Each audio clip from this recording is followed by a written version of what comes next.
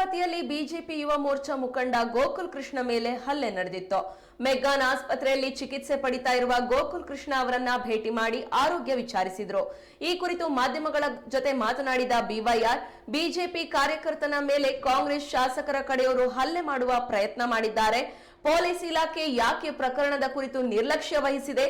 ಭದ್ರಾವತಿಗೆ ಕಳಂಕ ತರುವ ಕೆಲಸವನ್ನ ಕೆಲವು ಕಿಡಿಗೇಡಿಗಳು ಮಾಡ್ತಾ ಇದ್ದಾರೆ. ಸರ್ಕಾರ ಮತ್ತು ಸರ್ಕಾರದ ಅಧಿಕಾರಿಗಳು ಎಚ್ಚೆತ್ತುಕೊಳ್ತಿಲ್ಲ. ಗೋಕುಲ್ ಕೃಷ್ಣ ಮಾಡಿದ ತಪ್ಪೇನು? ಪ್ರಜಾಪ್ರಭುತ್ವ ವ್ಯವಸ್ಥೆಯಲ್ಲಿ ಕೇಳುವುದು ತಪ್ಪ? ಪೊಲೀಸ್ ಈ ಪ್ರಕರಣದ ಕುರಿತು ಕೂಲಂಕುಷ ತನಿಖೆ ನಡೆಸಬೇಕು ಎಂದು ಹೇಳಿದರು.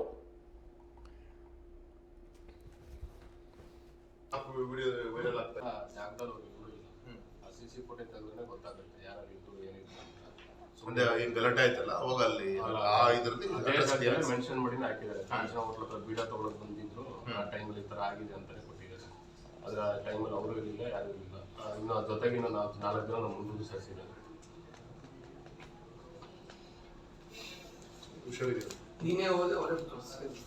ಅವ್ರ ಮನಿ ಕೌನ್ಸಿಲ್ ನೀನ್ ಫೋನ್ ಮಾಡಿದ್ದು 4 ವಿಡಿಯೋ ವೈರಲ್ ಆಗ್ತಾ ಇದೆ. ಇವರೇ ಒಂದು ಮಾತ್ರ ಅವ್ರು ಇದು ಮಾಡಿದಾರಲ್ಲ, 4 ಕೊಟ್ಟಿದ್ದೀನಿ, ಕೊಟ್ಟಿದ್ದೀನಿ. ಹಾಗೆ ಅವರೇ ಮನುಷ್ಯ ಒಂದು ಮನಿ ಇದ್ದಾರೆ, ಕೌನ್ಸಿಲರ್ ಮನಿ ನಾಗಮನಿ, ಅವರೇ ಫೋನ್ ಮಾಡಿ ಬಾ ನಾನು ಸರಿ ಮಾಡ್ತೀನಿ, ಮಾತಾಡಿ ಹೊಡೆದಿರೋದೇನೋ ತಪ್ಪಾಯ್ತು, ಕಾರ್ ಕ್ಲಾಸ್ ಹಾಕಿಸ್ಕೊಡ್ತೀನಿ, ಅದು ಮಾಡ್ಕೊಡ್ತೀನಿ ಅಂತ ಅವ್ರು ಫೋನ್ ಮಾಡಿ ಕುಮಾರ್ ಫೋನ್ ಮಾಡಿದ್ದು ನೀನು?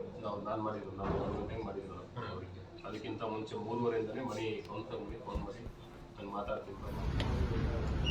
ಇದೇ ತಿಂಗಳು ಹೋದ ಭಾನುವಾರ ನಮ್ಮ ಭದ್ರಾವತಿಯ ಯುವ ಮೋರ್ಚಾ ಪದಾಧಿಕಾರಿಗಳಂತ ಗೋಕುಲ್ ಕೃಷ್ಣನ ಮೇಲೆ ಮಾರಣಕವಾದಂಥ ಒಂದು ಹಲ್ಲೆಯನ್ನ ಕಾಂಗ್ರೆಸ್ಸಿನ, ಅದರಲ್ಲೂ ವಿಶೇಷವಾಗಿ ಶಾಸಕರ ಕಡೆಯವರು ಹಲ್ಲೆ ಮಾಡುವಂಥ ಒಂದು ಪ್ರಯತ್ನವನ್ನು ಮಾಡಿದ್ದಾರೆ. ಅದಕ್ಕಿಂತ 2 ದಿನ ಮೊದಲೇ ಅವ್ರ ಮನೆ ಮುಂದಿದ್ದಂಥ ಕಾರ್ ಮೇಲೆ ಅಟ್ಯಾಕ್ ಮಾಡುವಂಥ, ಕುಟುಂಬದ ಮೇಲೆ ಅಟ್ಯಾಕ್ ಮಾಡುವಂಥ ಪ್ರಯತ್ನ ಆಯಿತು. ಅದನ್ನ ಗೌರವಾನ್ವಿತ ರಕ್ಷಣಾಧಿಕಾರಿಗಳಿಗೆ, ಪೊಲೀಸ್ ಇಲಾಖೆ ಗಮನಕ್ಕೆ ತಂದರೂ ಕೂಡ ಅವರ ನೆಗ್ಲಿಜೆನ್ಸಿಯಿಂದ ಮಾರನೇ ದಿನ ಮತ್ತೆ ಈ ರೀತಿಯಾದ ಒಂದು ಹಲ್ಲೆ ಆಯಿತು. ಇದಾದ್ಮೇಲೆ ಈಗೂ ಕೂಡ ಆ ಹಲ್ಲೆ ಮಾಡಿದಂಥ ವ್ಯಕ್ತಿಗಳು ಕೇವಲ ಹಲ್ಲೆ ಮಾಡಿದ್ದಾರೆ, ಅದು ಅಟೆಂಪ್ಟ್ ಟು ಮರ್ಡರ್. ಏನ್ ತಲೆ ಮೇಲೆ ಕಲ್ಲು ಹೊಡೆದು ಸತ್ತಾದ್ಮೇಲೆ ಅಟೆಂಪ್ಟ್ ಟು ಮರ್ಡರ್ ಹಾಕ್ಬೇಕಾ? ಯಾಕೆ ಇಷ್ಟು ಹಗುರವಾಗಿ ತೆಗೆದುಕೊಳ್ಳುವಂತ ಕೆಲಸವನ್ನ ಪೊಲೀಸ್ ಇಲಾಖೆ, ಕಾಂಗ್ರೆಸ್ ಕಾರ್ಯಕರ್ತರಾಗಿ ಅನ್ನೋ ರೀತಿಯ ನಡವಳಿಕೆ ಇವ್ರದ್ದೇನಿದೆ? ಯಾವ ಒತ್ತಡದಿಂದ ಈ ರೀತಿ ನಡ್ಕೊಂತಾ ಇದ್ದೀರಿ? ಇವತ್ತು ಭದ್ರಾವತಿ ಅಂದ್ರೆ ಒಂದು ಒಳ್ಳೆ ರೀತಿಯಂತ ಒಂದು ಹೆಸರಿದೆ. ಅಂತ ಭದ್ರಾವತಿಗೆ ಕಳಂಕ ತರುವಂತ ಕೆಲವು ಕಿಡಿಗೇಡಿಗಳು ಈ ರೀತಿಯಂತ ಒಂದು ಷಡ್ಯಂತ್ರ ಮಾಡ್ತಿರೋ ಈ ಸಂದರ್ಭದಲ್ಲಿ ಸರ್ಕಾರದ ಮತ್ತು ಸರ್ಕಾರಿ ಅಧಿಕಾರಿಗಳ ಕರ್ತವ್ಯ ಇದು. ಈ ಸಂದರ್ಭದಲ್ಲಿ ಈ ರೀತಿಯಂತ ಗುಂಡಾಗಿರಿ, ಮಟ್ಕ ಇರ್ಬೋದು, ಜೂಜ್ ಇರ್ಬೋದು, ಭದ್ರಾವತಿ ಅಂದ್ರೆ ಈ ರೀತಿಯಂತ ಒಂದು ದಿಕ್ಕಲ್ಲಿ ನೋಡುವಂತ ಒಂದು ಕೆಟ್ಟ ಪರಿಸ್ಥಿತಿ ತೆಗೆದುಕೊಳ್ಳುವಂತ ಪ್ರಯತ್ನ ಕೆಲವು ಕಿಡಿಗೇಡಿಗಳು ಏನು ಮಾಡ್ತಾ ಇದ್ದಾರೆ. ಈಗೂ ಕೂಡ ಸರ್ಕಾರ ಎಚ್ಚೆತ್ತುಕೊಳ್ತಾ ಇಲ್ಲ, ಪೊಲೀಸ್ ಅಧಿಕಾರಿಗಳು ಎಚ್ಚೆತ್ತುಕೊಳ್ತಾ ಇಲ್ಲ. ಈಗೂ ಕೂಡ ಅದು ಸಣ್ಣ ಪುಟ್ಟ ಹಲ್ಲೆ ಅನ್ನೋ ರೀತಿಯಲ್ಲಿ ಇದೇ ರೀತಿಯ ಆ ವ್ಯಕ್ತಿ ಮೇಲೆ ಸುಳ್ಳು ಅಟ್ರಾಸಿಟಿ ಕೇಸ್ ಹಾಕಿಸುವಂತ ಷಡ್ಯಂತ್ರ ನಡೆದಿದೆ. ಪಾಪ ನಕುಲ್ ಗೋಕುಲ್ ಕೃಷ್ಣ ಮಾಡಿದ ತಪ್ಪೇನಿದೆ? ಒಂದು ಚುನಾವಣೆ ಪೂರ್ವದಲ್ಲಿ ನಿಮ್ಮ ಮುಖಂಡಗಳು ಕೈಗಾರಿಕೆಯನ್ನು ಉಳಿಸ್ಕೊಡ್ತೀನಿ ಅಂತ ಹೇಳಿ ಆಶ್ವಾಸನೆ ಕೊಟ್ಟಿದ್ರು. ಅದ್ರ ಬಗ್ಗೆ ಏನ್ ನಿಮ್ಮ ಉತ್ತರ ಅಂತ ಪ್ರಶ್ನೆಯನ್ನ ಮಾಡಿದ್ದಾನೆ. ಪ್ರಜಾಪ್ರಭುತ್ವ ವ್ಯವಸ್ಥೆಯಲ್ಲಿ ಕೇಳೋದು ಕೂಡ ತಪ್ಪ. ಹಾಗಾಗಿ ಈ ರೀತಿಯಂತ ಗುಂಡಾಗಿರಿಯ ಒಂದು ನಡವಳಿಕೆ ಏನಿದೆ, ಅಧಿಕಾರ ಇದು ಯಾವುದು ಕೂಡ ಶಾಶ್ವತ ಅಲ್ಲ. ಇವತ್ತು ಯಶಸ್ವಿಯಾಗಿ ಇವತ್ತು ನಮ್ಮ ಪಕ್ಷದ ಕಾರ್ಯಕರ್ತರು ಬೀದಿಗಿಳಿದು, ಜೊತೆಗೆ ನಮ್ಮ ಜೆಡಿಎಸ್ನ ಕಾರ್ಯಕರ್ತರು ಕೂಡ ಅದಕ್ಕೆ ಸಹಕಾರ ಕೊಟ್ಟಿದ್ದಾರೆ. ಒಬ್ಬ ಕಾರ್ಯಕರ್ತನಿಗೆ ನೋವಿಗೆ ಸ್ಪಂದನೆ ಮಾಡುವಂತ ಕೆಲಸವನ್ನು ಕೂಡ ನಮ್ಮ ಕಾರ್ಯಕರ್ತರು ಮಾಡಿದ್ದಾರೆ. ಹಾಗಾಗಿ ಈ ಸಂದರ್ಭ ನಮ್ಮ ಇಲಾಖೆಗೆ ನಾನು ಹೇಳಲಿಕ್ಕೆ ಇಚ್ಛೆ ಪಡ್ತೇನೆ, ಯಾವುದೇ ಕಾರಣಕ್ಕೂ ಕೂಡ ರಾಜಕಾರಣ ಮಾಡಲಿಕ್ಕೆ ನಮ್ಮ ಪಕ್ಷದ ಕಾರ್ಯಕರ್ತರಿದ್ದಾರೆ. ಆದರೆ ನೀವು ಇಲಾಖೆಯ ಪೊಲೀಸ್ ಅಧಿಕಾರಿಗಳು ಯಾವ್ದು ತಪ್ಪು ಯಾವ್ದು ಸರಿ ಅಂತ ಹೇಳಿ ಕೂಲಂಕುಷವಾಗಿ ಮಾನವೀಯತೆಯಿಂದ ಪರಿಶೀಲನೆ ಮಾಡಿದ್ರೆ ಅದು ನಿಮ್ಮ ಇಲಾಖೆಗೆ ನೀವು ಹಾಕೊಂಡಂತ ಬಟ್ಟೆಗೂ ಕೂಡ ಶೋಭೆ ತರುತ್ತೆ. ಹಾಗೆ ಯಾವುದೇ ಒತ್ತಡಕ್ಕೆ ಮಾಡದೆ ಒಂದು ನಿಕ್ಷಿಪ್ತವಾದಂತ ಒಂದು ತನಿಖೆಯನ್ನ ಮಾಡಬೇಕು. ಈ ರೀತಿಯಂತ ಪುಡಾರಿಗಳನ್ನ ಬಿಗಿ ಮಾಡುವಂತ ಪ್ರಯತ್ನವನ್ನ ಮಾಡಬೇಕು. ಆಗ ಮಾತ್ರ ಭದ್ರಾವತಿ ಒಂದು ಒಳ್ಳೆ ದಿಕ್ಕಲ್ಲಿ ಹೋಗ್ಲಿಕ್ಕೆ ಸಾಧ್ಯ ಅಂತ ಸಂದರ್ಭದಲ್ಲಿ ಹೈಯೆಸ್ಟ್ ಈ ಜೂಜು ಇರ್ಬೋದು, ಮಟ್ಕ ಇರ್ಬೋದು, ಬೆಟ್ಟಿಂಗ್ ಇರ್ಬೋದು, ಹೈಯೆಸ್ಟ್ ಸ್ಕೋರಿಂಗ್ ರೇಟ್ ಏನಿದೆ ಅಂದ್ರೆ ಅದು ಭದ್ರಾವತಿಗೆ ಅತ್ಯಂತ ತಲೆ ತಗ್ಸುವಂತ ವಿಚಾರ. ಅದಕ್ಕೆ ಕಾರಣ ಇವತ್ತು ರಾಜಕೀಯ ಕ್ಷೇತ್ರದಲ್ಲಿರುವಂತ ರಾಜಕೀಯ ಮುಖಂಡರು. ಹಾಗಾಗಿ ಇದರಿಂದ ಹೊರಗೆ ತಂದು ಯುವಶಕ್ತಿ ಉದ್ಯೋಗ ಸೃಷ್ಟಿ ಮಾಡೋದ್ರ ದೃಷ್ಟಿಯಿಂದ ಈಗಿರುವಂಥ MPM VSL ಫ್ಯಾಕ್ಟ್ರಿ ಸಿಕ್ಕಿನುಟ್ಟಾಗಿ ಉಳಿದಿದೆ.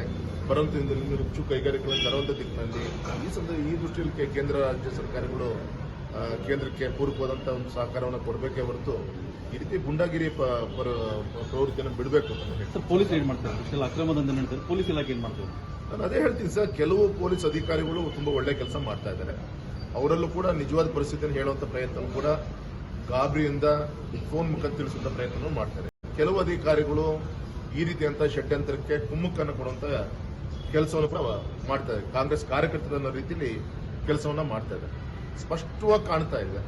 ಅವ್ರ ಕುಟುಂಬದ ಮೇಲೆ ಅಟ್ಯಾಕ್ ಆಗಿದ್ದು, ಅದಾದ್ಮೇಲೆ ಪಾಪ ಅವನು ಚೆನ್ನೈಯಿಂದನೇ ಬಂದು ಪೊಲೀಸರಿಗೆ ನಮ್ಮ ಕುಟುಂಬದಲ್ಲಿ ಆಗಿದೆ ಅಂದ ಮೇಲೆ ನೀನು ನೋಡಿದ್ಯಾ, ಯಾರೋ ಕೇಳ್ಕೊಂಡು ಹೇಳ್ತಿದ್ದಲ್ಲಿ ಗೋಕುಲ್ ಕೃಷ್ಣನ್ಗೆ ಮತ್ತೆ ಮರುಪ್ರಶ್ನೆಯನ್ನ ಪೊಲೀಸು ಏನು ರಿಪೋರ್ಟ್ ತಗೊಂಡುತ್ತೆ, ಅವ್ರು ಮರುಪ್ರಶ್ನೆಯನ್ನು ಹಾಕುವಂತ ಪ್ರಯತ್ನ. ಅಂದ್ರೆ ಯಾವುದೋ ಕಾಂಗ್ರೆಸ್ ಅವರು ಯಾರೋ ಕೇಳೋ ರೀತಿಯಲ್ಲಿ ಪೊಲೀಸ್ ಅಲ್ಲಿ ಸ್ಟೇಟ್ಮೆಂಟ್ ತೆಗೆದುಕೊಳ್ಳುವಂತ ಕೇಳ್ತಾನೆ ಅಂದ್ರೆ ಇವ್ರ ಉದ್ದೇಶನ ತಾನು ಸ್ಪಷ್ಟ ಆಯಿತು.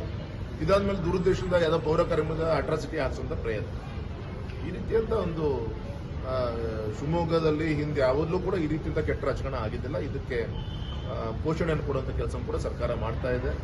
ಹಾಗಾಗಿ ನಾವು ಈ ಹಗುರ ತೆಗೆದುಕೊಳ್ಳಲ್ಲ. ಇದು ಇದೇ ರೀತಿ ಮುಂದುವರೆದ್ರೆ ಪ್ರಜಾಪ್ರಭುತ್ವ ಚೌಕಟ್ಟು ನಮಗೇನಿದೆ, ನಾವು ಕೂಡ ಬೀದಿಗಿಡಿ ಇನ್ನೂ ಇಳಿಬೇಕಾಗುತ್ತೆ ಎಚ್ಚರಿಕೆಯನ್ನು ಕೊಡ್ತೀವಿ. ಕೇಸನ್ನ ಪೌರ ಕಾರ್ಮಿಕರ ಮೇಲೆ ನಮ್ಮ ಅಧಿಕಾರಿಗಳು ಮತ್ತೆ ರಾಜಕೀಯ ಮುಖಂಡರುಗಳು ಒತ್ತಡ ಹಾಕಿ ಅಕಸ್ಮಾತ್ ನೀವು ಗೋಕುಲ್ ಮೇಲೆ ಕೇಸ್ ಕೊಡ್ಲಿಲ್ಲ ಅಂದ್ರೆ ನಿಮ್ಮನ್ನ ಭದ್ರಾವತಿ ನಗರಸಭೆಯಿಂದ ಕೆಲಸದಿಂದ ತೆಗೆದುಹಾಕ್ತೀವಿ ಅನ್ನೋ ರೀತಿಯಂತ ಒತ್ತಡವನ್ನು ತರುವಂತ ಕೆಲಸವನ್ನು ಕೂಡ ಮಾಡಿದ್ದಾರೆ. ಅದರಲ್ಲಿ ಕೆಲವು ವ್ಯಕ್ತಿಗಳು ಫೋನ್ ಮಾಡಿ ಕೂಡ ಹೇಳಿದ್ದಾರೆ, ಸರ್ ಈ ತರ ನಮ್ಗೆ ಇಷ್ಟ ಇಲ್ಲ ಸರ್, ಅವರು ನಮ್ಗೆ ನೀವು ಗೋಕುಲ್ ವಿರುದ್ಧ ಪ್ರತಿಭಟನೆ ಮಾಡಬೇಕಂತ ಒತ್ತಡ ತರ್ತಾ ಇದೆ ಸರ್, ಅನಿವಾರ್ಯ ನಾವು ಹೋಗ್ತಾ ಇದ್ದೀವಿ, ಇಲ್ಲ ನಾವು ಕೆಲಸ ತೆಗೆದುಹಾಕ್ತೀವಿ ಅನ್ನೋ ರೀತಿಯಲ್ಲೂ ಕೂಡ ಮಾತಾಡಿದ್ದೀವಿ. ಹಾಗಾಗಿ ಈ ಪ್ರಜಾಪ್ರಭುತ್ವ ವ್ಯವಸ್ಥೆಯಲ್ಲಿ ನೀವು ಮಾಡೋ ಒಳ್ಳೆ ಕೆಲಸದ ಮೇಲೆ ನಿಮ್ಮ ಹಣೆ ಬರ ಬರೆಯುತ್ತೆ. ಈ ರೀತಿ ಗುಂಡಾಗಿರಿ ಮಾಡಲಿಕ್ಕೆ ಈ ರೀತಿಯಂತ ವ್ಯವಸ್ಥೆ ಅವಶ್ಯಕತೆ ಇಲ್ಲ. ಹಾಗಾಗಿ ಈ ಸಂದರ್ಭದಲ್ಲಿ ಪೊಲೀಸು ಸರ್ಕಾರ ಗಂಭೀರವಾಗಿ ತೆಗೆದುಕೊಳ್ಬೇಕು ಅಂತ ಒತ್ತಾಯ.